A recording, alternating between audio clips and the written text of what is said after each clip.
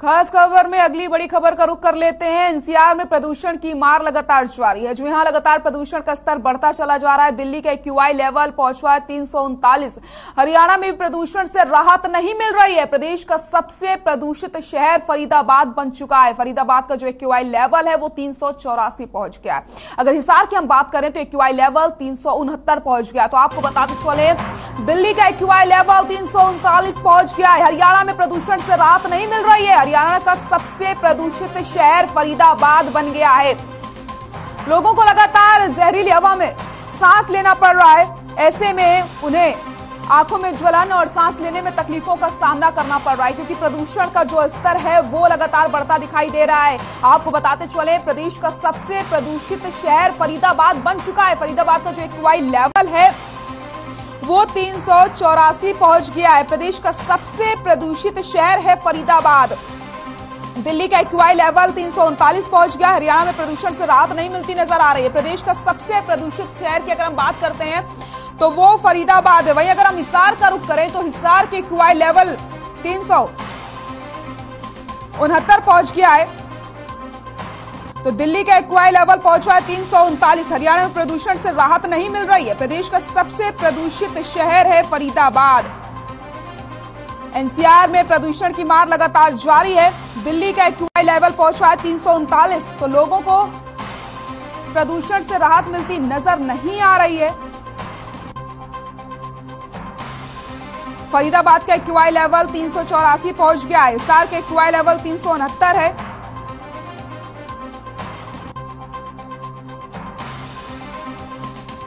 बड़ी खबर आपको बता रहे हैं जहां पर एनसीआर में प्रदूषण की मार लगातार देखने को मिल रही है।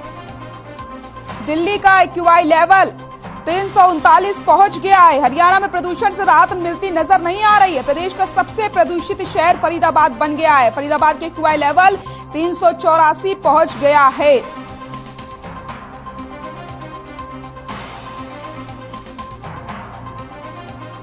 हिसार का एक्यूआई लेवल की अगर हम बात करते हैं तो 369 है।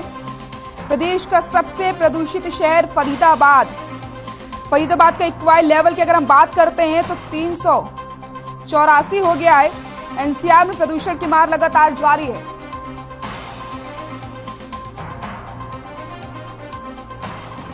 और इसी खबर पर ज्यादा जानकारी के लिए हमारे ब्यूरो चीफ प्रवीण शर्मा हमारे साथ जुड़ गए हैं। प्रवीण, लगातार प्रदूषण का स्तर बढ़ता चला जा रहा है, लोगों को राहत मिलती नजर नहीं आ रही है।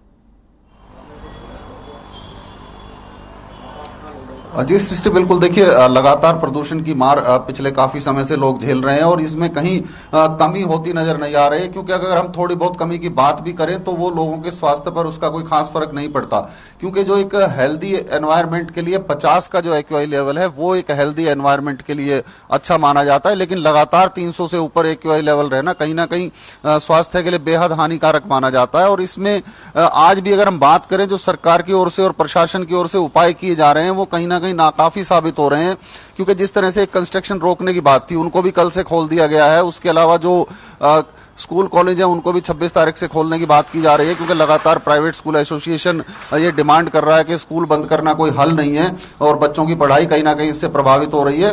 तो प्रदूषण के कारण कई नुकसान भी हो रहे हैं और खासतौर पर जो नुकसान हो रहा है वो लोगों के स्वास्थ्य को हो रहा है। लोगों के जो फेफड़े हैं उनको इससे नुकसान हो रहा है, आंखों को इससे नुकसान हो रहा है, क्योंकि आंखों में जलन की शिकायत लगातार बढ़ रही है और अस्पतालों में अस्थमा के रोगी भी लगातार बढ़ रहे हैं। बिल्कुल प्रवीण, लेकिन कहीं ना कहीं आप देखिए कि हर साल स्थिति ऐसी ही की रहती है और कोई पहली बार ऐसी तस्वीरें सामने नहीं आ रही। तो कहीं ना कहीं आपको नहीं लगता कि प्रशासन की इसमें लापरवाही है? क्यों कोई ठोस कदम नहीं उठाए जा रहे हैं? जी बिल्कुल, देखिए, साफ तौर पर जब भी ये महीना आता है, सर्दी शुरू होती है तो प्रदूषण का स्तर एक साथ बढ़ने लगता है और खासतौर पर दिवाली के बाद। लेकिन आप सृष्टि देखते हैं कि जब भी मानसून आता है तो हम पेड़ लगाने की बात करते हैं और पौधारोपण किया भी जाता है और खबरें भी आती है कि पौधारोपण किया जा रहा है। लेकिन जब उन पेड़ों की देखभाल की बात आती है तो कहीं ना कहीं सब पीछे हटते नजर आते हैं। आपने देखा होगा कि लगातार फोटोएं खींचती हैं कि हमने आज 1000 पेड़ लगाए, हमारा लक्ष्य आज 50,000 पेड़ लगाने का है। तो पेड़ लगाए जाते हैं लेकिन उनकी देखभाल नहीं होती, जिसके चलते वो पेड़ बड़े नहीं हो पाते। तो कहीं ना कहीं ये एक बहुत बड़ा कारण है कि पेड़ों पेड़ों की कमी और पेड़ों की जो अंधाधुंध कटाई है, क्योंकि लगातार जिस तरह से सड़कों का चौड़ीकरण किया जा रहा है, सड़कों को बढ़ाया जा रहा है और जो ये हाईवे निकाले जा रहे हैं, इनसे पेड़ों की कटाई होती है। लेकिन जितने पेड़ काटे जाते हैं उतने पेड़ कहीं भी नहीं लगाए जाते, क्योंकि ग्रीन ट्रिब्यूनल का साफ तौर पर आदेश है कि यदि आप पेड़ काटते हैं तो उससे दुगने पेड़ आपको लगाने होंगे। लेकिन इस तरह की कोई कार्रवाई नहीं होती। हाँ, जब प्रदूषण का स्तर बढ़ता है, जब लोगों को सांस लेने में तकलीफ शुरू होती है, तब जरूर इस बारे में सोचा जाता है कि हम पानी का छिड़काव करें, अब हम पेड़ों के ऊपर पानी डालें ताकि हमें स्वच्छ हवा मिल सके, हमें ऑक्सीजन मिल सके। तो इसके लिए कहीं ना कहीं एक ठोस प्लानिंग करने की जरूरत है ताकि हर साल इस तरह की मुसीबत से हम बच सके। बिल्कुल प्रवीण, बिल्कुल सही कहा आपने। तो प्रशासन को कहीं ना कहीं यहाँ पर ध्यान देने की जरूरत है। लेकिन प्रवीण, अगर बात की जाए लोगों की, तो लोगों को भी अब जागरूक होना पड़ेगा, क्योंकि लगातार हम तस्वीरें देख रहे हैं, कूड़ा जलाया जा रहा है। अगर किसी तरीके से प्रदूषण से निपटना है तो कार पूलिंग की भी जो चीजें उसको भी हमें अपनाना पड़ेगा। इस तरीके की चीजें जब तक नहीं अपनाएंगे तब तक प्रदूषण कम होने का नाम नहीं लेगा। लोगों को जागरूक होना बहुत जरूरी है। जी बिल्कुल, देखिए जागरूक जब तक आम जनता जागरूक नहीं होगी और जब तक इस प्रदूषण को कम करने में आम जनता की सहभागिता नहीं होगी, तब तक इस प्रदूषण का स्तर कम होता नजर नहीं आएगा। क्योंकि सृष्टि, हम आपको साफ तौर पे बताएं कि जो डीजल के वाहन और जो पेट्रोल के पुराने वाहन बैन किए हुए हैं, उसके बावजूद भी वो सड़कों पर दौड़ते नजर आते हैं। हालांकि पुलिस अपनी ओर से जरूर कार्रवाई करती है, ऐसे वाहनों को जब्त करती है, लेकिन जो वाहन मालिक हैं उनको खुद सोचना होगा कि वो अपने वाहनों को मेंटेन रखे ताकि उनसे जहरीला धुआं ना निकल सके। अक्सर हम सड़कों पर देखते हैं कि जो डीजल ऑटो चलते हैं वो प्रदूषण नियंत्रण का सर्टिफिकेट तो बनवा लेते हैं, लेकिन अगर उनकी मौके पे जांच की जाए तो कहीं ना कहीं वो प्रदूषण फैलाने के लिए आपको जरूर जिम्मेदार मिलेंगे। इसी तरह जो ट्रकों की बात करें, ट्रकों से भी बेहद जहरीला धुआं निकलता है और कहीं ना कहीं ये सवाल ये भी उठता है, जो पीयूसी सर्टिफिकेट बनाया जाता है वो बनाने वाले भी कहीं ना कहीं सवालों के घेरे में आते हैं कि किस तरह से वो एक ज्यादा कार्बन उत्सर्जन करने वाले वाहन को भी फिटनेस का सर्टिफिकेट दे दे। तो ये खुद जागरूक होने की जरूरत है, इसमें सभी को जागरूक होना पड़ेगा, चाहे वो वाहन मालिक है, चाहे वाहन चालक है और चाहे पीयूसी सर्टिफिकेट बनाने वाले लोग हैं। अगर वो अपनी ईमानदारी से भूमिका निभाएं तो कहीं ना कहीं इस प्रदूषण को हम कम करने में कामयाब हो सकते हैं। बिल्कुल प्रवीण, बिल्कुल सही कहा आपने। लेकिन प्रवीण, एक और चीज देखने को यहाँ पर मिल रही है कि किसान लगातार पराली भी जला रहे हैं, ऐसे भी मामले सामने आ रहे हैं। लेकिन इसको लेकर के प्रशासन अब सख्त नजर आ रहा है। जो भी किसान पराली जलाते हुए पाए जा रहे हैं, जुर्माना भी उनसे लगातार वसूला जा रहा है। लेकिन यहाँ पर एक चीज और सामने आती है कि किसानों को भी जागरूक करने की जरूरत नजर आ रही है।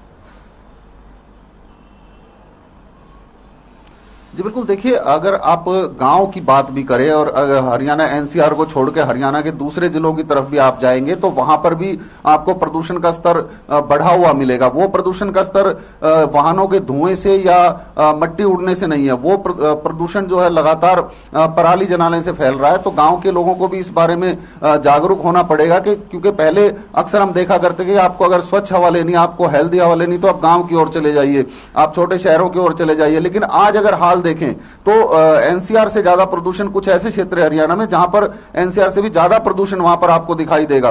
तो उसका सीधा सा कारण जो फसल के अवशेष हैं वो जलाए जाते हैं। इसका उसके अलावा प्रशासन की ओर से उन पर पेनल्टी भी लगाई जाती है, लेकिन फिर भी कुछ लोग समझने को तैयार नहीं। और कहीं ना कहीं किसानों का कहना है कि जो अगली फसल उनको उगानी है उसके लिए उनकी मजबूरी है पराली जलाना।